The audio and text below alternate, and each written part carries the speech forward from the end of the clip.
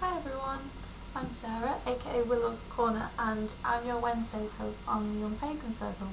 So this week is all about connecting with the elements, and the first question is how you connect with nature and the elements in daily life. Okay, so what I do every day, there's quite a lot of little things I do every day actually, because nobody's got time to do, like a full-on meditation to each element every day or even every week. So I do little things. I like to keep little things just dotted around my house just to remind me of each element. So I'll have like a plant or a flower, and then I'll have a candle. Yes, it can be things that people don't even know what they are, just ornaments or in your bedroom or whatever. And also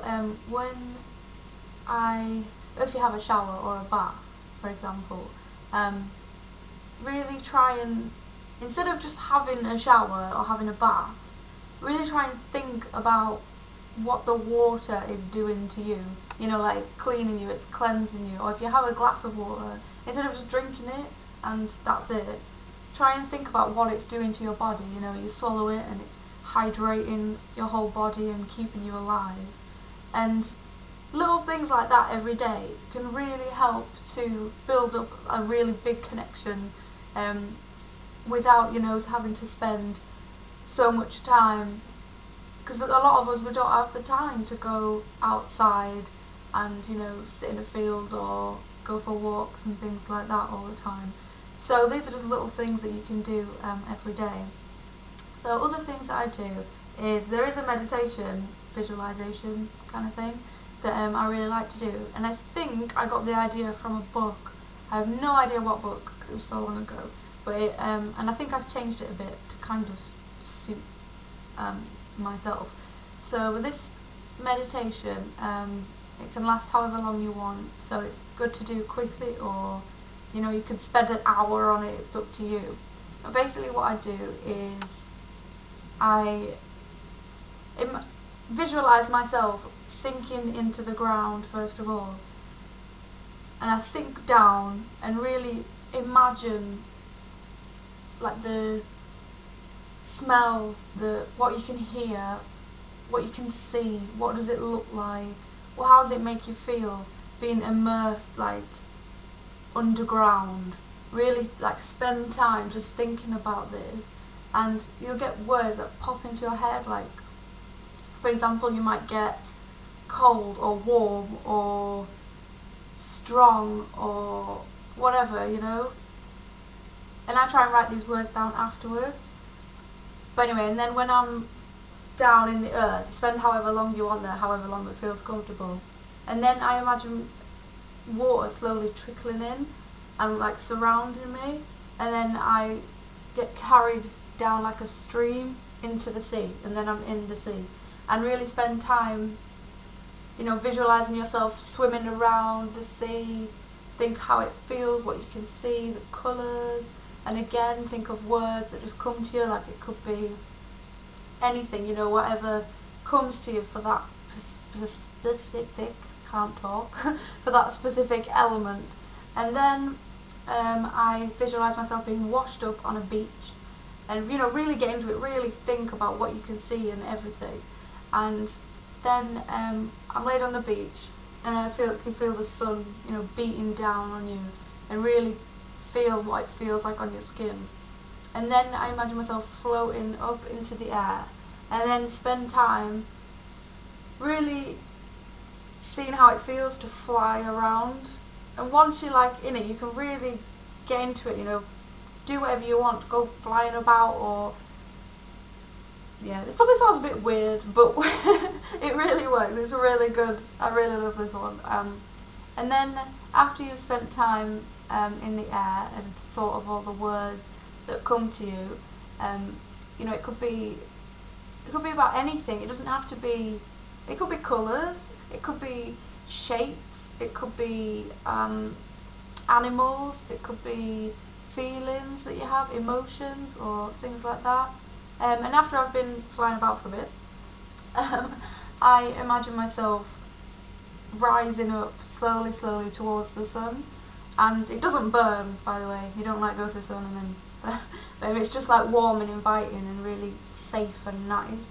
And once you get to the sun, you basically just like become one with the sun. You don't have a body anymore, you are just the sun, and just looking down on the earth and spend time, really thinking about what the sun is actually doing to the plants and the animals and to everything,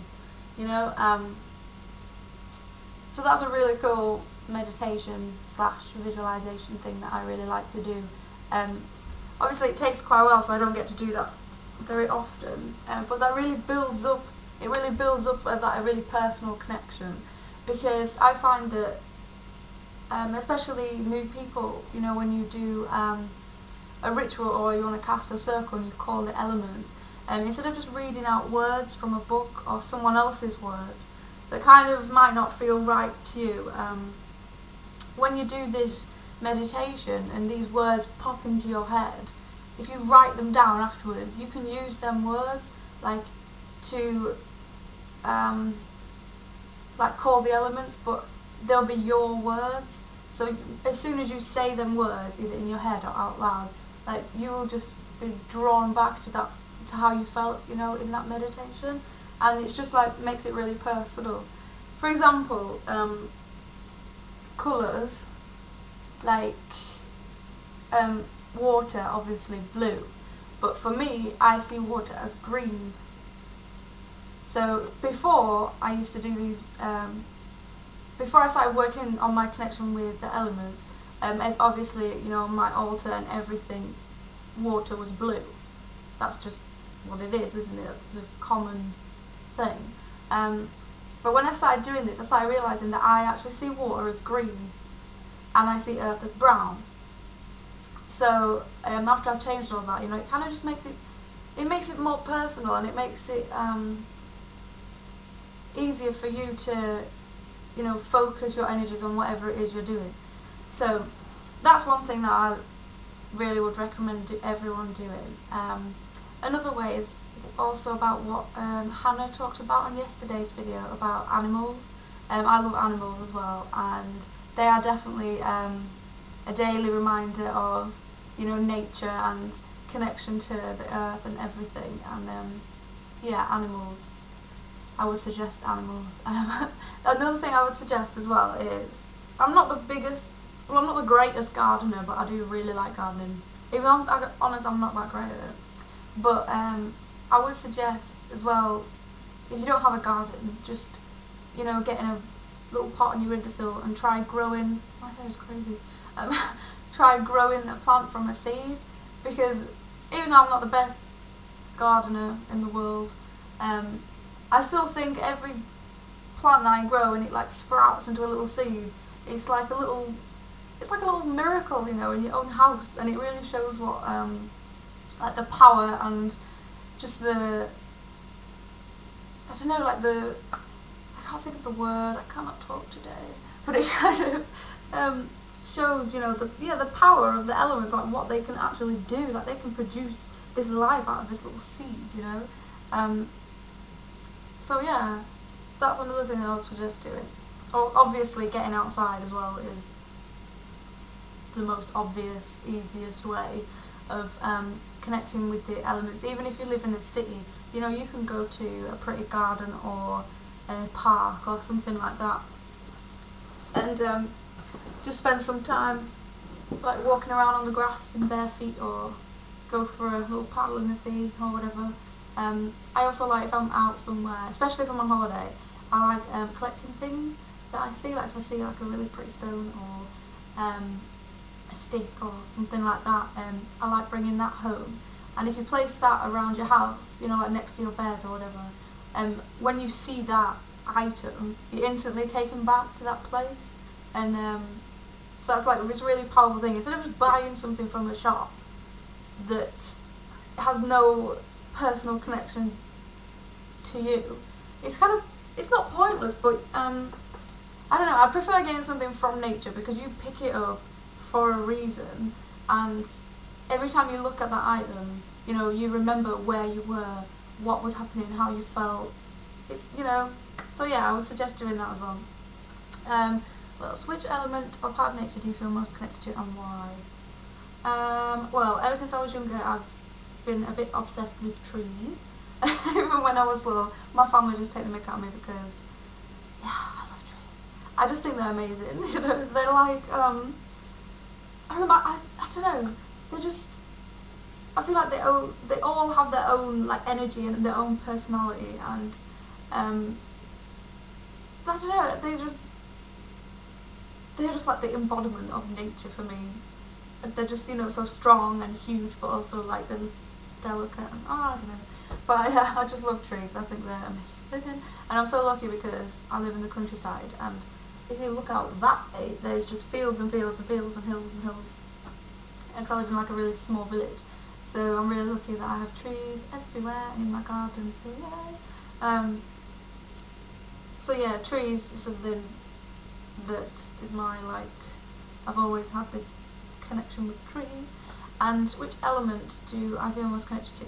Okay, so I would have thought it would be air, but I think my personality is definitely more air, but I feel more connected to earth. I've always loved, you know, soil and growing stuff and vegetables and all that stuff. So earth is definitely, I think, I'm most connected to, and I feel it really easy as well to I don't know, I just feel really like at home when I'm gardening, or you know, even just sat in a field or whatever. So yeah, earth. Which element or partner do you feel least connected to? Oh, that's quite hard.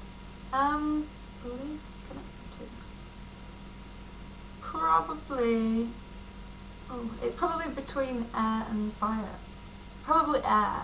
Um, Even though I feel like my personality is definitely airy, I think just because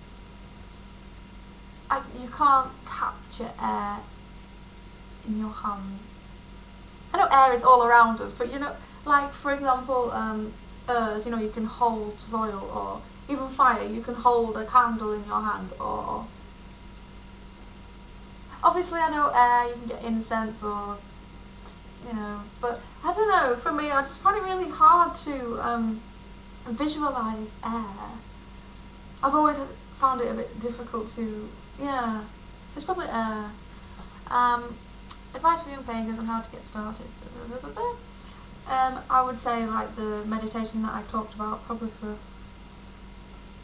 talked about for about half an hour longer than I was going to, but yeah, that meditation, I don't know where I got it from, but it is great, and yeah, that's definitely something that I would suggest doing. And obviously just getting outside and just kind of, you know, learning to appreciate the little things in life, because, you know, our world is so revolves around money and buying stuff, and you have to have the latest phone and all that stuff. But if you just like look outside and like, you know, there's so much that's free. You know, you don't need to spend loads of money, you know, to have a really to get this connection with the earth. It's just outside, you know, it's all around us, and we just need to, you know, learn to open our eyes and really see it and recognise it, because I think nature and just nature in general is really overlooked. And I'm really good as well, because the field just next door to me, we have a hole in the fence in the garden, so we've got like this secret garden into this field, and it's just so nice. I love it. But they've just apparently signed a thing where they're going to start building houses on the field, and I am just not impressed. The whole village is in like uproar. I got a thing through the post, and they were like, "Oh yeah, we're gonna have a village meeting at the village hall and all this." I'm totally going along. I don't want houses there. It would just ruin everything. But yeah, off topic. Sorry. Right, so that was my video, and I was gonna do it outside, but the weather is totally raining and windy and stuff. So yeah. So I hope you enjoyed it, and I hope it was kind of informative, and I'll see you all next week. Bye!